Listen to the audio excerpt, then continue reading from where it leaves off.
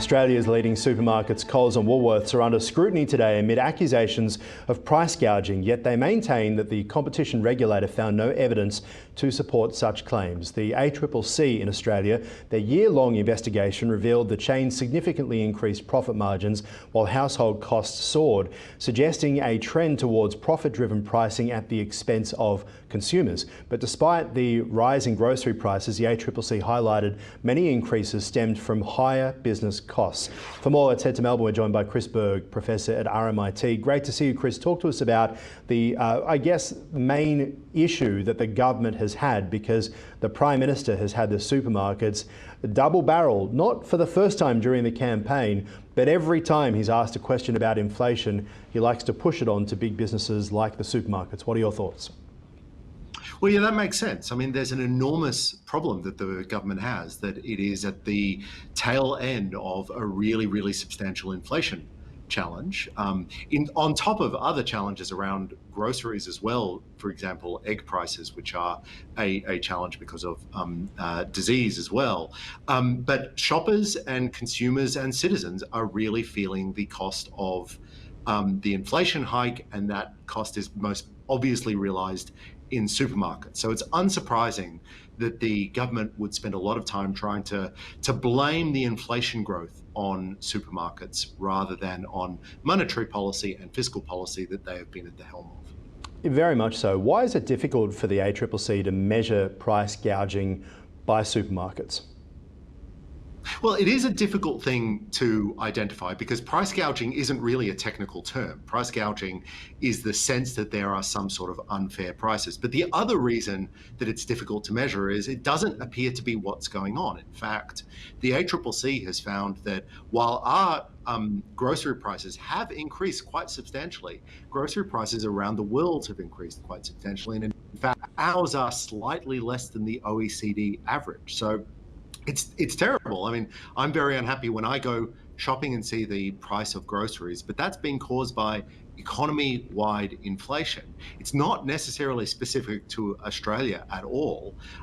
There are some interesting challenges around Australian supermarkets and grocery prices, but generally speaking, the grocery price challenge is all about inflation, which is, again, monetary and fiscal policy.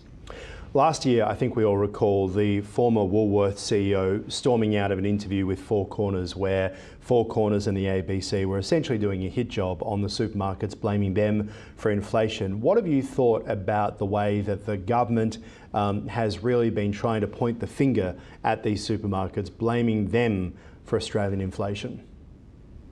Yeah, look, it makes sense politically. No government wants to take responsibility for price hikes, particularly grocery price hikes. And so the Australian government, and in fact the opposition as well, has been trying to sheet the blame for price hikes onto supermarkets and onto big business. There's a tradition in Australian politics and Australian history about blaming big business for our ills. In this particular case, it's just not true. There are, as I say, some interesting challenges around supermarkets as well, and there are some lawsuits against the ACCC, by the ACCC, I should say, against the supermarkets for misleading claims of price discounting. But that's not price gouging. That's attempting to lower prices in an environment where the cost of imports, the cost of inputs, the cost of manufacturing, the cost of labour, everything has gone up since the COVID pandemic. And unfortunately, we're realising the results of that in our grocery bills. The supermarket's perspective, listening to that interview with the former CEO of the Woolworths Group, was that we need to be profitable in order for us to continue to invest, right? So governments open pockets of land up for housing. We know that housing is a big issue. Every estate needs a supermarket. And so therefore it's expected of the supermarkets to be profitable enough because the cost of building has gone up as well. What are your thoughts on that?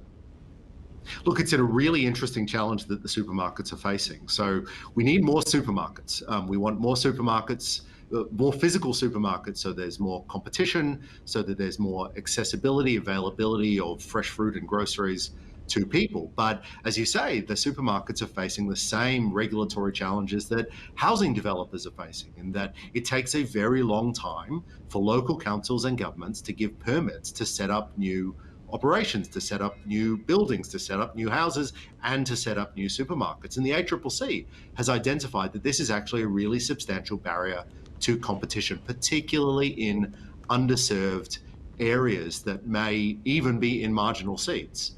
So I think that's a really serious problem, and that's something that governments should be doing, trying to open up land so that we can build more supermarkets, bring in more competition, and hopefully drive prices down lower than they are now. Chris Berg, thanks for your time. Thank you.